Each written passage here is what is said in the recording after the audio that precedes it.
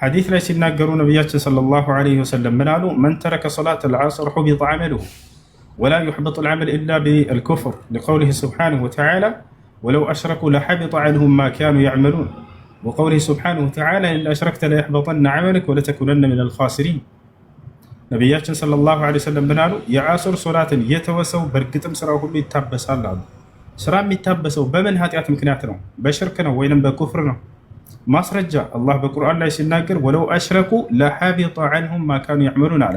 ቢያጋሩ ኑሮ እነዚህ ነቢያቶች ስለ ነቢያት እየተናገረ ስለ ሌላ ተራሱ እንኳን አይደለም። ነቢያቶችን ቢሆኑ በእኔ ላይ ያጋርተው በነበር አለ ስራቸው ሁሉ ይታበስ ነበር አለ። እርሳቸው ነቢ ሰለላሁ ዐለይሂ ወሰለም ሁሉ ምን አላቸው? ለኢን አሽረክተ ለየሕበጠነ ዐመሉክ፣ ሙሐመድ ሆይ በእኔ ላይ አንድን አካል ብታጋራ በአምልኮ ላይ ስራ ሁሉ ይታበሳል አላቸው። እያችሁ ስለዚህ ስራ የሚታበሰው በምንድነው? በኩፍር ነው፣ በሽርክ ነው። ስለዚህ አንድ ሶላት የተወሰው ይከፍራል። ነቢያችን ሰለላሁ ዐለይሂ ወሰለም እንደተናገሩት ቃለ ነቢ ሰለላሁ ዐለይሂ ወሰለም አልዐህድ አለዚ በይነና ወበይነሁም አሰላህ ፈመን ተረከሃ ፈቀድ ከፈር። በእኛና በካህዲያኖች መካከል ያለው ትልቁ የሚለየን ነገር ሶላት ነው። ሶላትን የተወሰው በእርግጥም ከፍሯል፣ ክዷል ብለዋል። ይሄ ነው አንድ ሶላት የተወሰው ይከፍራል ከተባለ ፈከይፈ ቢመን ተረከ الصلاة كلها إلا صلاة الجمعة هذا أكفر الكافرين. ماشي حسين السلام عليكم ورحمة الله. መጨረሻ ደግሞ ያው ማች ልጅ ሊኖር ይችላል። በዛ ስም አድርገህ ሰደቃ ብትሰጥ እንዴት ይታያል? ችግር የለውም ይቻላል። የሞተ ልጅ ካለኝ በሱ ስም አድርጌ ሰደቃ ለምስኪን ነው መሰጠት ያለበት። የሞተ ልጅ ካለ ለምስኪን ያ ነቢያችን ሰለላሁ ዐለይሂ ወሰለም ለሞተ ሰው ሰደቃ ማድረግ እንደሚቻል ተናግረዋል። جاء رجل إلى النبي صلى الله عليه وسلم وقال يا رسول الله إن أمي قد ماتت فلو أتصدق عنها هل ينفعها؟ فقال له النبي صلى الله عليه وسلم نعم وعليك بالماء. የሆነ ሰው ወደ ነቢያችን ሰለላሁ ዐለይሂ ወሰለም ጋር በመምጣት ጠየቃቸው፣ አንተ የአላህ መልእክተኛ ሆይ እኔ ሚስቴ እናቴ ሙታብኛለች፣ ለእርሷ ብዬ ሰደቃ ባደርግላት ይህ ይጠቅማታል ብሎ ጠየቀ። አዎ ሰደቃ አድርግላት ይጠቅማታል ብለውታል። እና ስለዚህ ለማንኛውም ለሞተባችሁ ቤተሰብ፣ ጓደኛ፣ የምታውቁት ሰው ሊሆን ይችላል ሰደቃ ካደረጋችሁለት ያ ነገር ይጠቅመዋል። እሺ السلام عليكم. خير إن شاء الله. جزاك الله خير. الله يقوينا إن شاء الله. علمنا إن الله يسلم.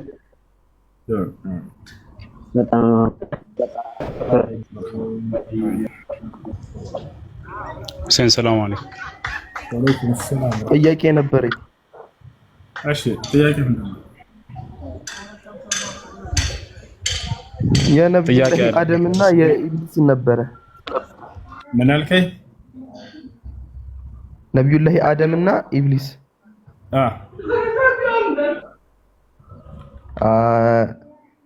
ጀነት ውስጥ ከገቡ በኋላ እሱ ከተባረረ በኋላ ጀነት ገብቶ ነው የሰወሳቸው ወይስ እንዴት ነው የሚለውን ለመጠየቅ ነው።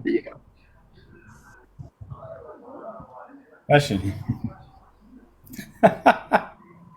ለማንኛውም ሰይጣን ጀነት ገብቷል ወይ አልገባም? ጀነት መግባት አይጠበቅበትም አደምን ለመወስወስ። አሁን ሰይጣን ይወሰውሳል አይወሰውስም? ወንድሜ ይወሰውሰናል አይደለ?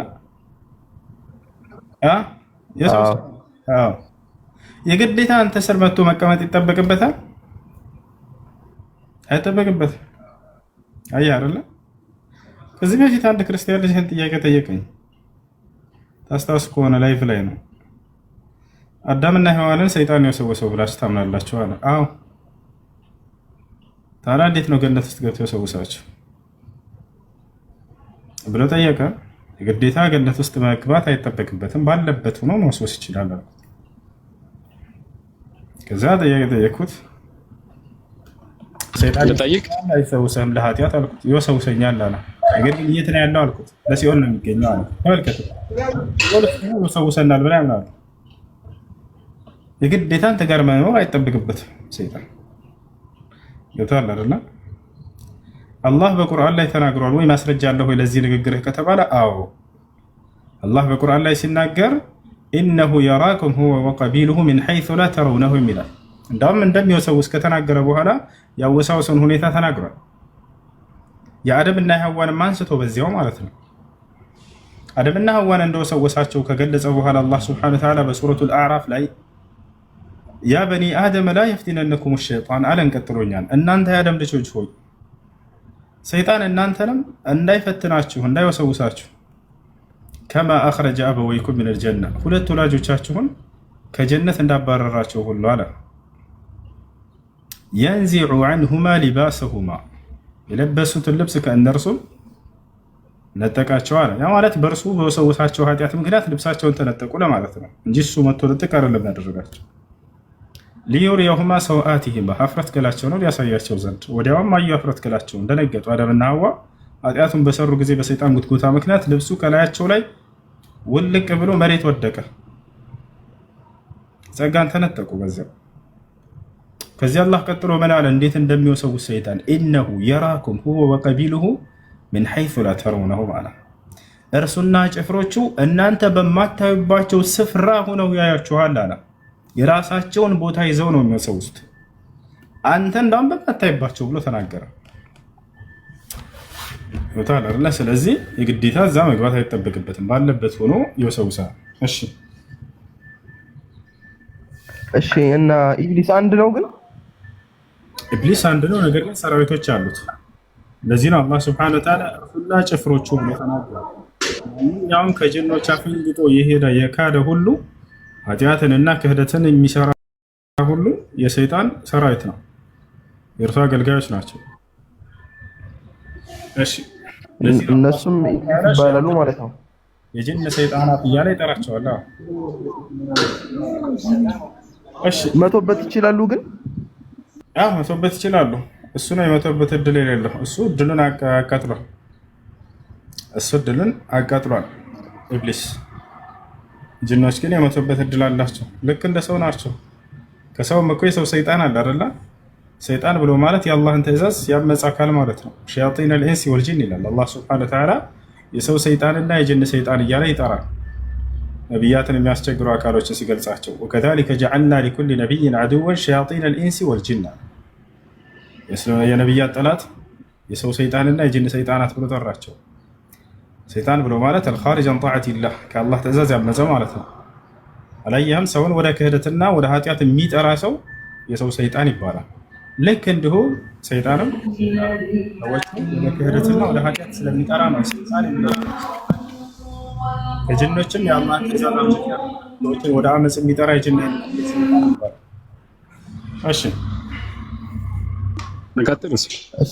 እሺ ሌላ ደግሞ ላይቭ ላይ ጌም የሚጫወቱና ሴቶች ጋር ማውራት ከዛ ደግሞ ሴቶች ሚዲያ ላይ መውጣት በሚለው ታብራራልኝ። እሺ ጌም መጫወት እንደዚህ ራሳቸውን ተገላልጠው ምናምን እንደዚህ ተገቢ አይደለም። ልክ እንዲሁ እንዳለ አላህ ሱብሓነሁ ወተዓላ እንደተናገረው ወቀርነ ፊ ቡዩቲኩነ ወላ ተበረጅነ ተበረጀል ጃሂሊየቲል ኡላ ይላል። ሴቶች ሆይ ቤታችሁ መርጋትን እርጉ እያለ ይናገራል። እንደ ቀደምት መሃይማን ዘመን ሴቶች መገላለጥን አትገላለጡ ይላል። በዚያ ላይ የሚቀጧቸው ቅጣቶች በጣም አስቀያሚ ቅጣቶች። እዛ ትሄዳለች፣ እንደዚህ ሸዋር ውሰዱ ይሏቸዋል፣ እንደዚህ አድርግ እየተባባሉ እንትን የሚሉት እነዚህ ነገራቶች ሁሉ በፍጹም የሙስሊም ሰው መገለጫ አይደሉም። እሺ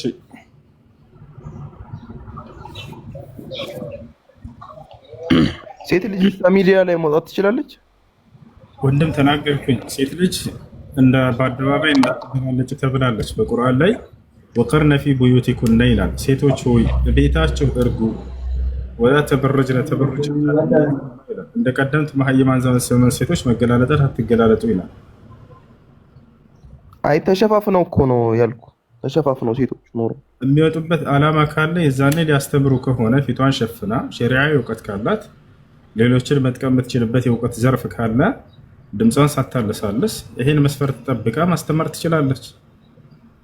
ይህን የሚከለክል ምንም አይነት ማስረጃ የለም በቁርአንም በሐዲስም ላይ። እንዳውም ቀደምት መልካም ሰለፍ ሴቶች ይህን ያደርጉ ነበር፣ ለትውልድ ያስተምሩ ነበር። ከእነርሱ የተዘገቡ በርካታ ሐዲሶች አሉ፣ ወንዶች የዘገቧቸው ከፊታቸው ሂደው ተብሎ። ነገር ግን አሁን በተናገርኩት መስፈርት አንደኛ ፊታቸውን ሳይገላለጡ፣ ልክ እንዲሁ ደግሞ ድምፃቸውን ፈታኝ እንዳይሆን ሳያደርጉ፣ ለስለስታ ሳያደርጉ፣ ሸሪዓ እውቀት ካላቸው እነዚህ ሴቶች ያስተላለፉ እውቀትን የሚከለክል ምንም አይነት ማስረጃ የለም። አስተላልፈዋል ቀደምት መልካም ሰለፍ ሴቶች። እሺ ኢንሻአላህ ይስጥልኝ። ጀዛኩሙላሁ ኸይር። መርሐባ ወያክ እሱ ሰላሙ አለይኩም። ወአለይኩም ሰላም ወራህመቱላሂ ወበረካቱ። ምንም ጥያቄ ነበረኝ እና ጥያቄው ምን መሰለህ፣ ሰላት ለምሳሌ ስራ ላይ ወይ መንገድ ላይ ሆኜ ብዙ ጊዜ አስር እና መግሪብ ያልፈኝና ኢሻ ላይ እገባለሁ እና ስገባ የምሰግደው ያው ወቅቱ ያለፈውን ብዬ ነበር የምሰግደው የነበረው። አስርን ሰግጄ መግሪብን ሰግጄ ኢሻ ነበር የምሰግደው። አሰጋገዱ ሁክሙ እንዴት ነው? እስቲ ብታብራራልኝ ደስ ይለኝ ነበር። መጀመሪያ ስትገባ ጊዜ ወቅቱ የደረሰበትን ሶላት ትሰግዳለህ። ብቻህን ከሆነ የምትሰግደው ማለት ነው። ወቅቱ የገባበትን ሶላት ትሰግድና ከዚህ ያለፈውን ትሰግዳለህ። ይሄ ነው። ወቅቱ ካልገባ ግን ካለፈው ጀምረህ ቀዷ ታወጣለህ። እሺ እሺ ሹክራን ጀዛከላሁ ኸይራን።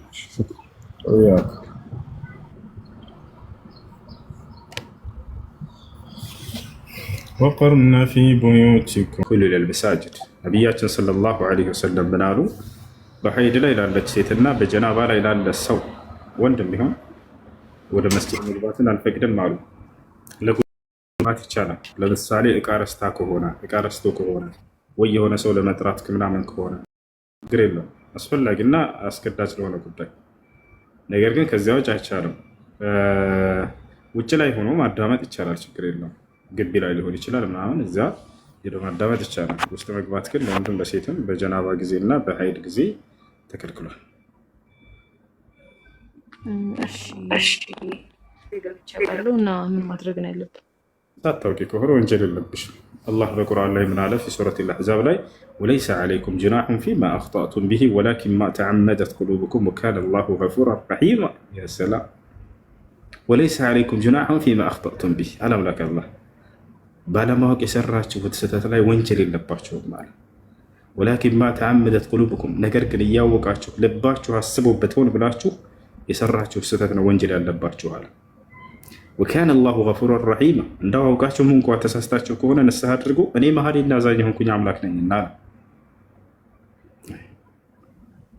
እሺ ሶስተኛ ጥያቄ ደግሞ እንትን ሰላት እያሰገድኩኝ ሰው ከአጠገቤ ጋር አርሞ ልክ ስጨርስ ሰላት እንዳሰላመትኩኝ ውዱ እንደሌለኝ አስታወስኩኝ ማለት ነው። ከዛ ብዙ ሰው የተከተለኝ እኔ አላወኩኝም። ከዛ ትዝ ሲለኝ አልተናገርኩም፣ ዝም አልኩና በኋላ ትንሽ ቆየሁና የራሴን ሰገድኩኝ። ከዛ አንዷ መጣች ለምንድን ነው የምትሰግጂው? ሰግድነን ነበር እንዴ ስትለኝ ሰማለሁ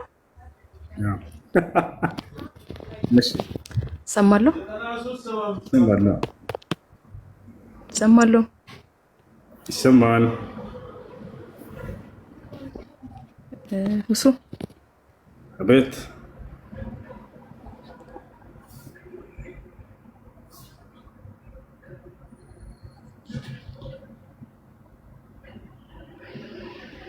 ጥያቄ ያለ ይቀጥል።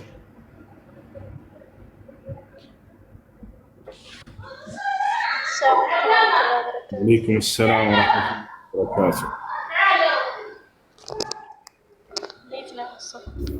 አልሐምዱሊላህ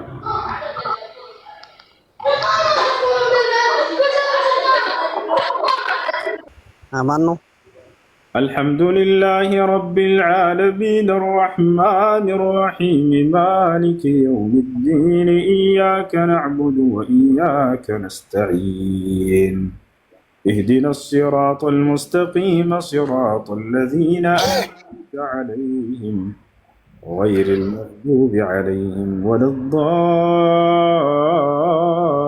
ወለዷሊን። እሺ ጨረስን። እሱ አንዴ የጀመረው ጥያቄ ያለኝ የሆነች አግብቼ ነበርና ማሻአላህ መብሩክ ለምሳተረ ይደረስ ታገም ወንድማችን። እሺ ጥያቄህን ቀጥል። አግብቼ ነበርና ያው ልጅቷ ነገር ከተጋባን በኋላ እንደገና ሌላ ነገር አመጣች። እንዴት ይታያል? ታስቀመጥኩባት ቦታ ድሮ የፈታ ባሏ ጋር አውግታ ሂዳ እሱ ጋራ ተቀምጣለች። አሁን እኔ ጋር በጣም በቃ እኔም የሚሰማኝን ስሜት ይዤ በሆዴ አፍኜ ተቀመጥኩ። ወንድ ልጅ መቼም ያው በሆዱ ነው የሚይዘው። በሆዴ ይዤ ዝም ብዬ ተቀመጥኩ። የፈታ ባሏ ጋራ ሄዳ ኒካ ጨርሼ ነበረ። ኒካ ልጀድድበት ነው ምናምን እያለ ታወራለች። እና ይሄ እንዴት ይታያል? እሱም ሙቶልኝ ቶሎ ኒካያን እንደው እሱ ጋራ ባሌ ጋር በታሰርኩ ምናምን እያለ ታወራለች። ምን ይባላል? ይሄንስ ምን ትለኛለህ? ለዚህ ነው ህይወትን የማላምናት። እሺ እዚህ ዓለም ስትኖሩ ለማንኛውም ያው እሱ ጋር ሄዲያ ተቀምጣለች። እሺ እኔም ዝም ብዬ እየጠበቅኩ ነው። እንግዲህ ያው መቼም ፈጣሪ ነው የሚያውቀው። ያ እዚህ ላይ ምክር አውርቶ እንዳይሆን በሸሪያው ሰው አውርቶ እንዳይሆን እርግጠኛ ነህ ግን? ኧረ አዎ በተግባር ነው። እኔ 100% ነው። እሺ ለማንኛውም ልጅ ምናምን ወልዳችኋል እንዴ? አልወለድንም። አንተ ጋር እያለች ሌላ ሰው ጋር ከሄደች አትሆንም። ከሌላ ነበራት እና ያው ያን ጋራ ኒካ ጨርሳለች። ከዛ እሱ ጋር ነው ሄደችው። እኔ ታስቀመጥኩባት ቦታ እዛ ሄደች። ከዛ ኒካ ምናምን ብላ ጠየቀችኝ። እኔ ያስቀመጥኩብሽ ቦታ ሆነሽ ኒካሽን መጠየቅ አለብሽ እንጂ እኔ ካላልኩብሽ ቦታ ሄደሽ ተቀምጠሽ እንዴት ስለ ኒካ ትጠይቅኛለሽ? ያው ምናምን ብዬ መልስ ሰጠኋት። አሁን ገና አልወለድኩም።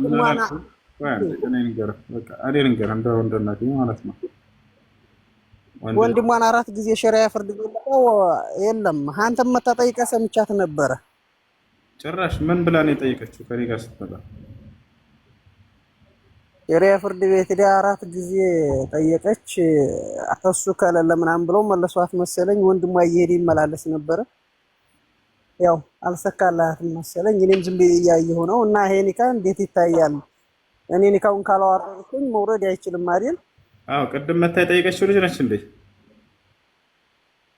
የሆነ ይጠይቃለች። እኔ አሁን እንኳን ቅድም እንኳን ሰማኋትም ባለፈው ምራው ጋር ኒካህ እያለ ከሌላ ሰው ጋር ትዳር ማሰራት ሲም ብያታለሁ እሷ ከሆነች።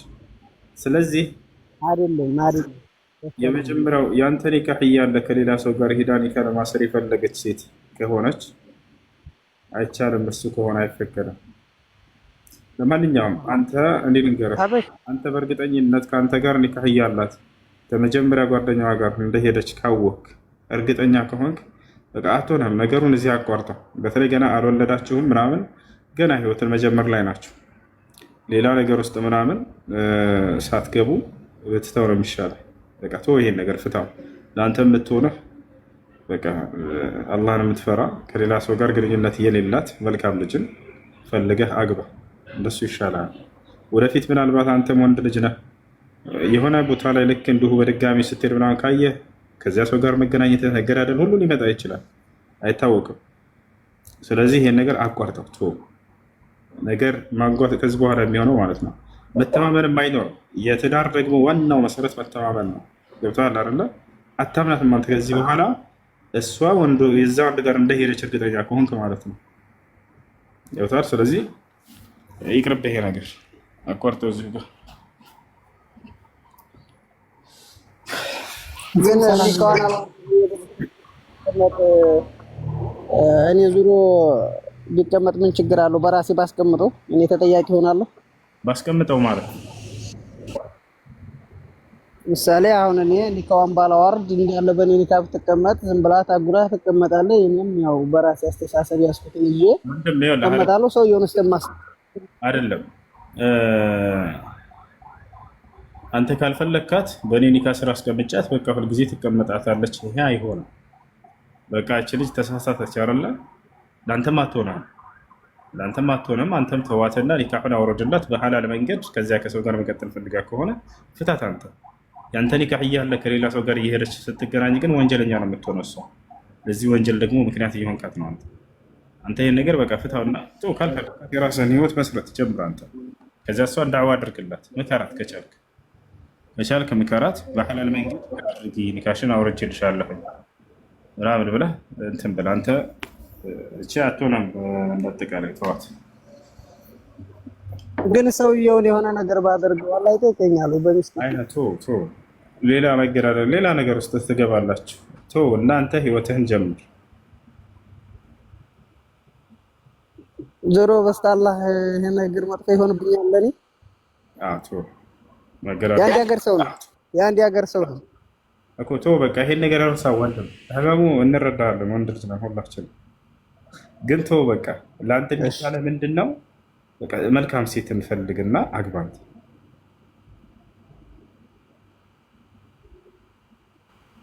ኢንሻአላህ በዘንላህ። በጣም አመሰግናለሁ። ኑርልን። በጣም እኮራለሁ በአንተ። በጣም ደስ ብሎኛል። እሺ አላህ ይጨምርልህ፣ አላህ ይጠብቅህ። ሁሱ እንዴት ነህ? ደህና አልሐምዱሊላህ። ሰላም ብያለሁ። ሰላም። እሺ ያው አውርታችሁ እስከምትጨርሱ እየጠበቅኩ ነበረ። ያው ተራ የሚባል ነገር የለው መሰል ዝም ብዬ ልግባ ብዬ ነው። እሺ ጠይቅ። ሁለት ጥያቄ ነው የምጠይቀው፣ ለማወቅ ስለፈለግኩ ነው የምጠይቀው። በእርግጥ እኔ ክርስቲያን ነኝ፣ ግን ብዙ ጊዜ ሲወራ ወይም ሲባል የምሰማው ነገር ስለሆነ ጠይቄ ማረጋገጥ ፈልጌ። እሺ